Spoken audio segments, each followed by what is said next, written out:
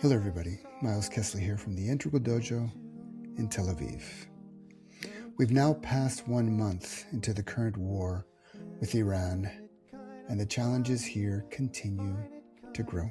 Daily life has been disrupted with constant missile alerts, sending us into bomb shelters several times a day and several times a night. And yet, through it all, we've kept the dojo open. This has not been easy, but the spirit of Aikido is what has helped us stay grounded and resilient through it all. It is through these personal experiences that I can tell you that both Aikido and meditation are precious supports that guides us through life's most challenging experiences. And even though our spirits remain resilient, financially, our beloved dojo is in a very difficult situation.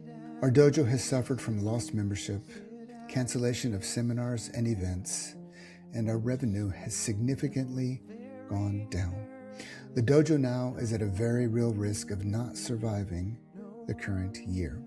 So I'm reaching out once again to our global community of practitioners, teachers, dojos, friends, fellow companions on the path to help us through this dark night and preserve our beloved dojo.